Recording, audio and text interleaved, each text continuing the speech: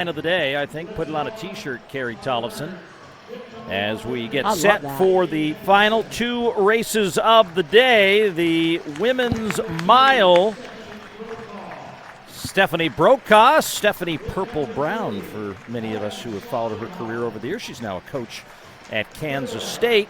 Helen Schlachtenhaufen, Maggie Congdon, who's been running very well, will get the draw as hip number 4. Lindsey Butler, Gabby Jennings, Lauren Ryan, Sadie Engelhart will step on the track for NC State. Emily Mackay for New Balance and Rachel MacArthur for ASICS. Pretty good field assembled here, Carrie, for our final women's race of the day. The men maybe having more headline value with Cole Hawker and Sam Ruth, but this is an equally impressive field of women to run a little over 8 laps.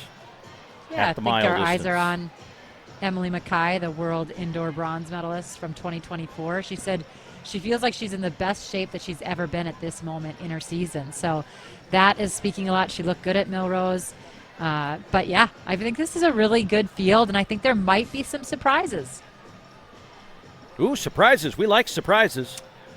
Yeah, I just feel like there's a lot of people that are ready to have a big breakthrough in this race, and so going to be fun to see what happens.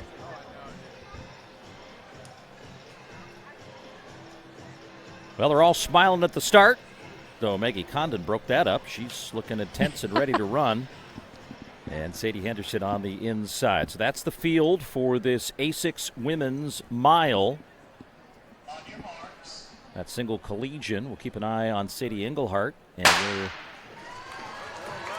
she hopes to fall in this order of finish. They are putting the wave lights out to 4 minutes and 20 seconds. 4:19.64 wins the Wanamaker Mile for Nikki Hiltz, and that is the fastest time in the world this year.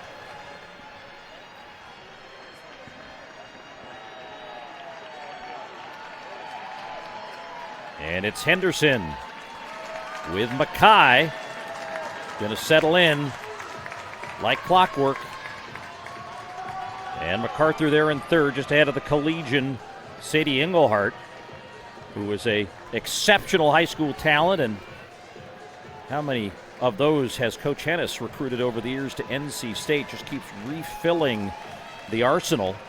And Engelhart getting her chance to go toe-to-toe. She, as a high schooler, faced a lot of elite talent in her senior year. Did not back down from the challenge of going up with some of these elite pro athletes, and she's right there in fourth as they come through the first 409 meters in 67.06. Maybe just a little bit off what they wanted to. 2:10 was what they want to go through 800, so maybe pressing it just a little bit here now as they make their way through this race. But yeah, you said it. Hennis has so many great athletes at NC State, and they just have this camaraderie there, and they think big, they want to win. And Sadie Henderson has always been so much fun to watch. She's been great in racing against these women for so long. So I don't think she really gets nervous being a collegiate athlete coming into these pro races. Last lap of 34.23, slightly slower than the previous lap as they go through 6:09 in meters and 1:41.29. There you see the top three with Mackay still sitting there in second. MacArthur third. Engelhart. Everyone's still in this race, though. Keep an eye on Congdon, who's kind of tight to the rail as the pace setter Henderson steps off the track. Gabby Jennings is up there near the front in fourth as they go halfway home. 809 meters in 2:15.41. Yeah, it's starting to be a little bit more of a tactical race, but you said it, Congdon was pretty serious on the start line there, but she's had such a nice last year. I mean, third both indoors and outdoors at the NCAAs, and she just ran Millrose in the 1,000 meters where she was third. And you know, that's going to help in this mile race, really using that long speed that you need for the 1,000 meters. And here now she starts to move on the back stretch, try to move around. As Congdon comes alongside the collegian Engelhart and moves into fourth position. Engelhart had to put a hand out on MacArthur As Congdon in a nice position here, but Mackay, veteran runner on the indoor oval, has the lead. Last lap of 32.90 as they've picked it up since the pace setter left off the track.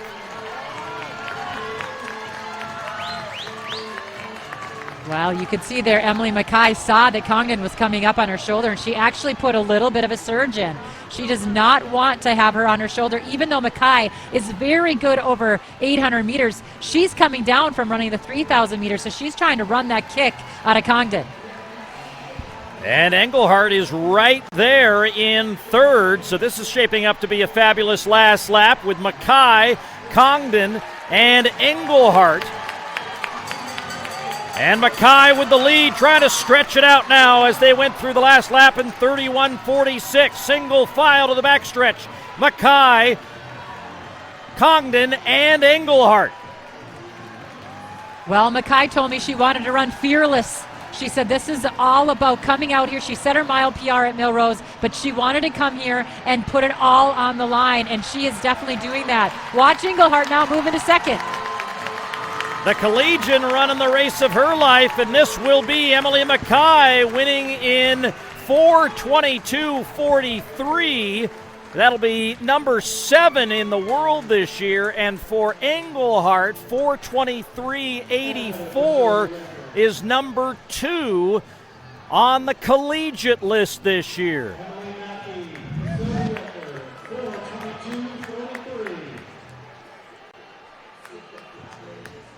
Well, you got to give it up to Emily Mackay. She led this race basically from start to finish. Congdon and Engelhardt kept the pressure on behind her, but Mackay looked so good, and she actually did look like she was fearless out there. Very, very serious in this effort today. Came here, had a little bit of a chip on her shoulder, maybe placing 7th at Millrose, but having that good mile PR and the fastest she's ever run indoors.